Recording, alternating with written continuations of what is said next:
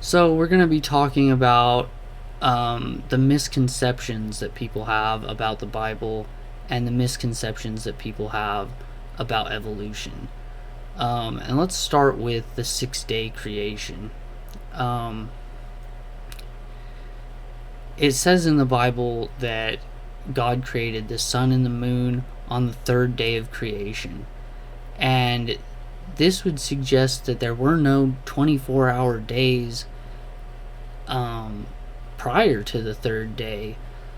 And, in Peter, it says that to God, a day is like 1,000 years, and 1,000 years is like a day. And this is a metaphor that, God is beyond time and space. So it's not really saying that, every 1,000 years God's marking off a day. Um, it's just saying that, God is timeless. So this is all evidence leading to the conclusion that, you know, the earth is millions of years old. Um, now, when we get to the creation of man, it says that God created man from the dust of the earth. And, in evolution, it teaches that, everything came from a primordial soup. And these are really just two different terms, and I think that's something you're going to see come up a lot, is that science and religion just use different terms to describe what they're talking about. So the primordial soup is really just minerals and water and some chemicals that arrange themselves in such a way that produced life. Now, they don't know where the life came from or who created it or if it was created on its own. But, in the Bible, it says that God molded man from the clay, from the dust of the earth. And, if we look at evolution, all life is molded over time, over millions of years of time. Um, a fish would evolve into a frog. So this is a molding process where, um, you know, things are created from the dust of the earth. It's the same concept, just told in a different way. So, there's no contradiction between the two things.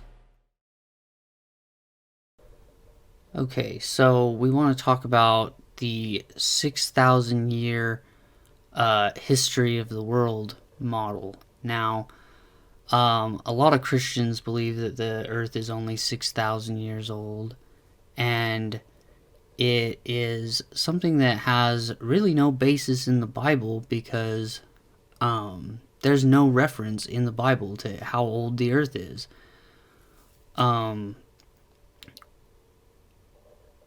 So where does this idea come from, right? It turns out it comes from a man named James Ussher, who had the same questions that we do about how old the earth is. Now, what his methodology was to take all the years of all the lineages of all the people in the Bible and just add them all up, and he came to a estimate of roughly 6,000 years. Now, if you're living in the 21st century, I'm sure you're well aware that this is not a very accurate dating method.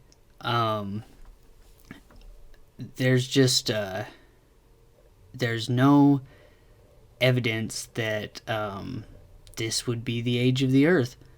There are gaps in the Bible and there are gaps in human history. So this is just not the way. But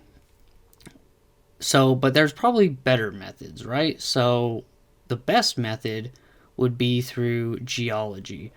And what we want to do is ask ourselves, at what point was the Garden of Eden the Garden of Eden? Now, if you look on maps of the world, you'll find in the Middle East there's two rivers called the Tigris and the Euphrates, and these rivers are referenced in the Bible as being the location for the Garden of Eden. But there's also two other rivers called the Pishon and the Gihon rivers. Now, these rivers are not known to us. We don't know where they are, okay? There's multiple ideas that would refer to the Nile River being one of the rivers, and the Ganges River being one of the rivers. But the problem with these models is that the Nile and the Ganges are not in the Fertile Crescent. And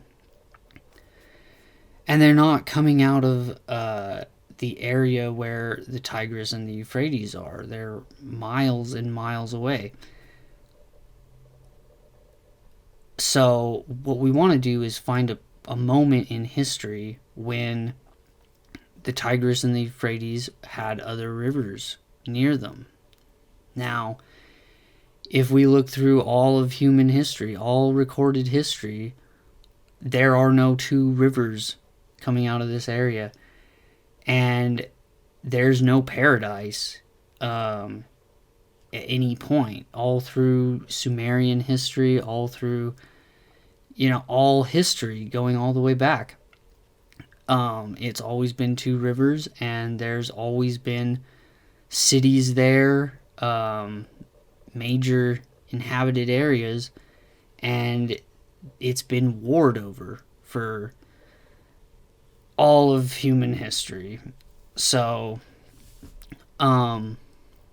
if it's not, if the Garden of Eden isn't in recorded history, it must be in prehistory. So, what we can ask ourselves is, at what time was the Garden of Eden? At what time was the Fertile Crescent matching with the Bible's depiction of the Garden of Eden? Now, if we wind the clocks back to 15,000 years ago, we'll find that this land was indeed a paradise, and there were extra rivers coming out of this area. Now, the reason for this is the Ice Age. During the Ice Age, we had the entire northern hemisphere really covered in ice. Giant ice sheets covered most of the northern hemisphere.